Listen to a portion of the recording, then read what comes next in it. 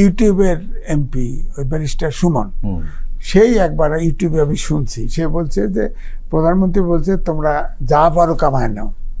তো সবাই কামাইছে।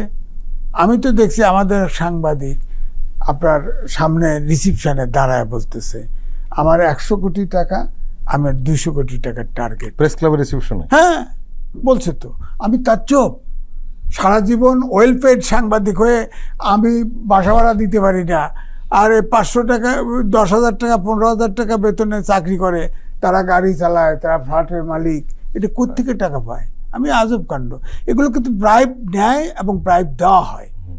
দেখেন না কত বিট বেরোচ্ছে, কত বিট, সব বিট থেকে তাদেরকে উৎকোচ দেওয়া হয়, এটা ওটা করে উৎকোচ দেওয়া হয়। সুতরাং এটা তো সমাজে একটা বেধি হয়ে গেছে। এই জন্য এটা তো সমাজতান্ত্রিক বিপ্লব হয় নাই যে 1 মাস 2 মাসে কালচারাল রেভলিউশন করে জাতিকে ঠিক করে ফেলবেন। এই 53 বছরে জাতির মনোজগতে বিরাট পরিবর্তন ঘটে গেছে। এটাতে যদি সরকার আসে নির্বাচনের মাধ্যমে, তাদেরকে এই যে মানবিক বাংলাদেশ, আইনের শাসন, সুশাসন, বৈষম্যহীন সমাজ গড়তে যদি অবিচল থাকে, তারপরেও মানুষের এই মনোজগতে পরিবর্তন আনতে অন্তত 15 থেকে 20 বছর সময় দরকার। তো সুতরাং এই সামনের যে নির্বাচন, এই নির্বাচনটা কম গুরুত্বপূর্ণ নয়। আমরা জাতি হিসেবে দাঁড়ায় থাকবো কিনা, বাংলাদেশ দাঁড়ায় থাকবো কিনা, এটা কিন্তু নির্ভর করে সামনের। আপনি যদি এই আগের পলিটিক্সেই শুরু হয়, আগের পলিটিক্সেই হয় যে টাকা দিয়ে নমিনেশন, টাকা দিয়ে ভোট কেনা, ভোট সিল মারা, ভোট জোর করে নেওয়া, এই কালচারেই যদি থাকে, তাহলে তো দেশের কোনো লাভ হলো না। এই জীবন 2000 এখন দিল, আরও দিবে, এই তো কোনো শেষ হবে না তো।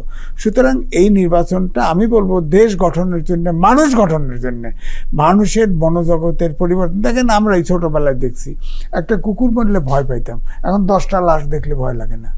চিন্তা করেন আপনি, এখন মনে হয় যে আমরা 3 জন আছি, সুযোগ পাই না বলে বোধহয় সৎ আছি। মানসিকভাবে সব করাপ্ট হয়ে গেছি, আমরা সুযোগ পাই না তাই করাপশন করিনি। আমার সামনে যদি অটোমেটিক একদম কোটি কোটি টাকা আসতো, কয়জন টিকে থাকতাম কিনা সন্দেহ আছে তো। সুতরাং এই মনোজগৎ তৈরি করতে হবে।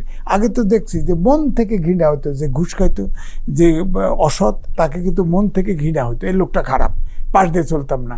এখন তো সালাম না দিলে তো দেশে থাকাই যায় না, অবস্থা তো ওই জায়গায় চলে গেছে। দেশটাকে ফিরাতে হবে না? নিঃসন্দেহে। আমার কথা হলো আগের যুগ, আমরা অনেক বিজ্ঞানে আগে গেছি সত্য, কিন্তু অনেক মানুষের মনোজগতে কিন্তু আমরা অনেক পিছিয়ে গেছি। আপনি দেখেন আগে আপনার সাধারণ মানুষ গ্রামে আপনার জুতা পায়ে দিত না, হাতে করে নিত, গেঞ্জি ঘাড়ের উপরে রাখতো, কিন্তু মনে সুখ ছিল। খাবারও কিন্তু 3 বেলা পেট ভরে খাইতে, মনে সুখ ছিল। অন্যায়কে অন্যায় মনে করতো, ঘৃণা করতো, সামাজিক বন্ধন শক্ত ছিল। এই সবগুলো লুজ হয়ে গেছে। এটা গঠন করতে অন্তত পক্ষে এরকম দেশপ্রেমিক, আমি বলবো যে বেলোভেলেন্ট ডিক্টেটর দরকার, যাতে এই দেশটা গঠন করে 20টা বছর একটানা মানবিক বাংলাদেশ এবং দেশ একদম জাতীয়তাবাদী, সচ্চা জাতীয়তাবাদী চরিত্রের মানুষ গড়ার কাছে নিয়োজিত থাকে।